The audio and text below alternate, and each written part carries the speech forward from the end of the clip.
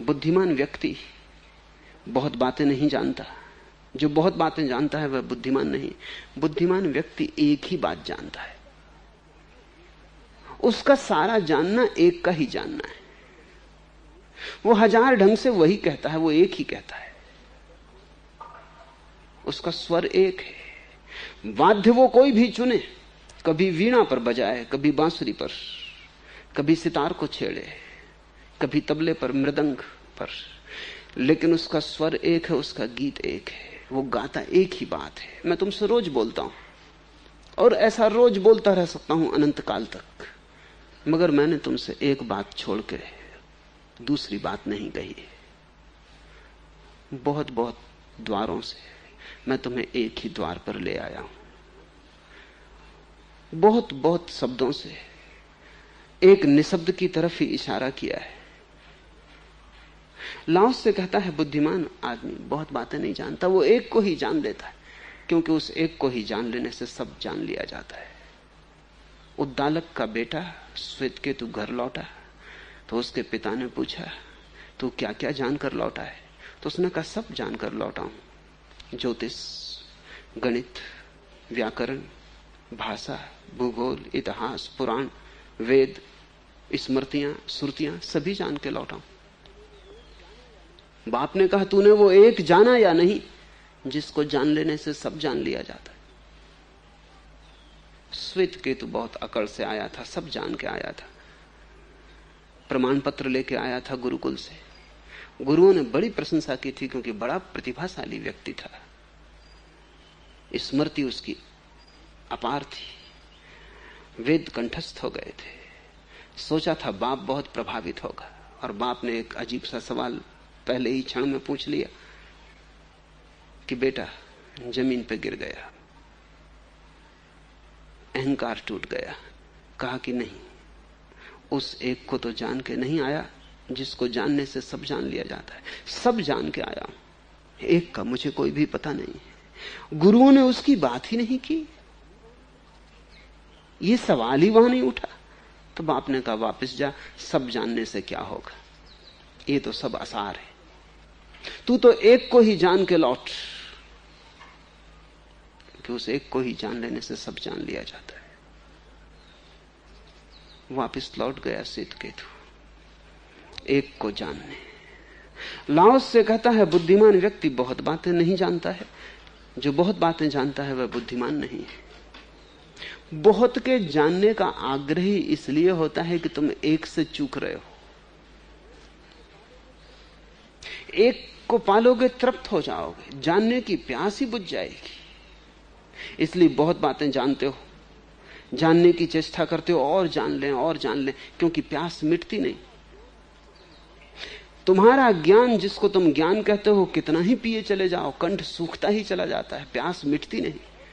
प्यास नहीं मिटती तो मन होता है और पियो और पियो, शायद पर्याप्त नहीं पी रहे हैं, इसलिए आदमी ज्ञान को इकट्ठा करता चला जाता है। वो ज्ञान का सागर हो सकता है, लेकिन प्यास ना मिटेगी, क्योंकि सागर से कहीं प्यास मिटी। प्यास के लिए तो छोटा सा एक का झरना चाहिए, बड़े से बड़ा सागर भी प्यास ना बुझा सकेगा, वो बहुत खारा है। तुम सब जान लो, सागर जैसा तुम्हारा ज्ञान हो जाए विस्तीर्ण, फिर भी तुम प्यासे रहोगे। तृप्ति तो उसके झरने से मिटती है, तृप्ति तो उसके झरने से होती। वो एक का झरना है। उस एक को ही उपनिषद ब्रह्म कहते हैं, उस एक को ही लाओस से ताओ कहता है। उस एक के तुम जो भी नाम देना चाहो दे दो, परमात्मा कहो, निर्वाण कहो, सत्य कहो, पर वो एक है, और वो एक तुमसे दूर नहीं, तुम्हारे भीतर से। असल में जो स्वयं को जान लेता वो सब जान लेता, क्योंकि स्वयं सबका सार संचित। स्वयं के भीतर सारा ब्रह्मांड छिपा है छोटे से पिंड में। अनंत आकाश समाया है तुम्हारे छोटे से हृदय में। वो बीज रूप है, ये विराट वृक्ष रूप है। बीज को जिसने जान लिया उसने पूरे वृक्ष को जान लिया, क्योंकि बीज में सारा ब्लूप्रिंट है। पूरे वृक्ष की एक एक पत्ती छिपी, अभी प्रकट नहीं हुई है, छिपी है। तुम्हारे भीतर सारा ब्रह्मांड छिपा है, इसलिए उपनिषद कहते हैं तत्वमसि, वह तुम ही हो। ये श्वेतकेतु जब गुरु के पास गया तब ये वचन बोला गया। श्वेतकेतु वापस लौटा, उसने गुरु से कहा, उदास होकर, चिंतित होकर, इतना सब सीखा लेकिन पिता प्रसन्न न हुए। और उन्होंने एक सवाल किया जिसका मैं जवाब न दे पाया। उन्होंने पूछा, उस एक को जाना जिसको जानने से सब जान लिया जाता है? गुरु ने कहा, तत्वमसि श्वेतकेतु, वह तू ही है श्वेतकेतु, जिस एक की तेरे पिता ने बात उठाई। अच्छा हुआ तू वापस लौट आया, क्योंकि हम उस एक का इशारा तभी कर सकते हैं जब कोई प्यासा होके आए। इसके पहले तूने और सबके जानने के लिए चेष्टा की, जिज्ञासा की, वो तूने जाना।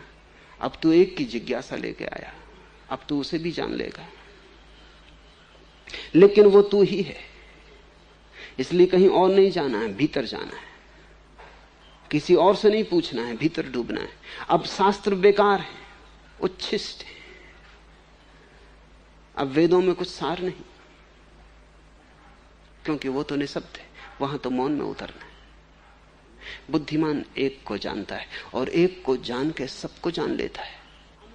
बुद्धिहीन अनेक को जानता है और अनेक को जान जान के एक को भी खो देता है। एक साधे सब सधे, और जिसने एक को साध लिया उसने सब साध लिया। और जिसने अनेक को साधना चाहा वो 3 13 बांट हो गया, वो खंड खंड हो गया, वो अनेक के साथ अनेक हो गया। इसलिए तो तुम एक भीड़ हो। अभी तुम्हारे भीतर व्यक्तित्व नहीं, एक नहीं तो व्यक्तित्व कैसे होगा? तुम तो एक भीड़ हो, बहुत तरह के लोग तुम्हारे भीतर। सुना है मैंने कि बायजीद जब अपने गुरु के पास गया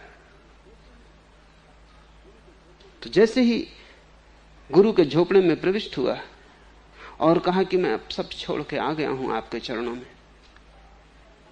अब और प्यासा ना रखें, अब मुझे तृप्त कर दें।